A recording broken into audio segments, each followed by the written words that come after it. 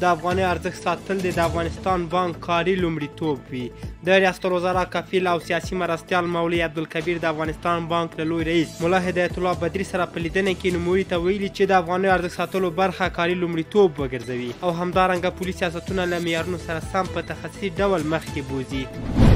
د افغانستان په دولتي ادارو کې فساد سپر شوی.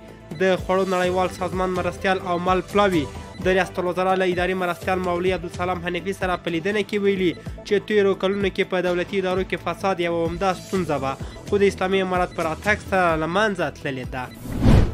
د مساینک پروژې چارې پیلیږي. د ام سی سی کمپنۍ مرستیال د قانون او پیټرولیم سرپرست وزیر شیخ شهاب الدین دلاور سره په لیدنه کې ویلي چې د مساینک ساحې څخه د لرغونو اثارو له لیږد وروسته به د مساینک پروژې کارونه پیل شي. ترکمنستان د افغانستان له کرنیز سکتور سره همکاري ته چمتو دی.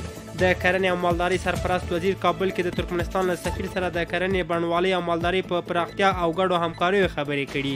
د لیدنې کې د ترکمنستان سفیر ویلي هېواد یې چمتو دی چې له افغانستان سره د پروژو په پلي کولو او د کرنې او مالدارۍ په برخو کې همکاري وکړي. د هند د دیني علماو پلاوي ایران کې د افغانستان له سفیر سره لیدلي. په دې لیدنه کې د دواړو هېوادونو د اړیکو په پیاوړتیا کې دیني علماو پر رول او یو شمېر نورو مهمو موضوعاتو خبرې شوي. او سوریه کې د هلیکوپټر د لیدو پیښه کې 22 امریکایي پوځیان ټپیان شوي. د امریکا متحده ایالاتو د پوځ مرکزي قماندانۍ سنټکام ویلي چې د سوریې په شمال ختیځ کې 22 امریکایي پوځیان د یوې هلیکوپټر د لیدو له امله ټپیان شوي دي.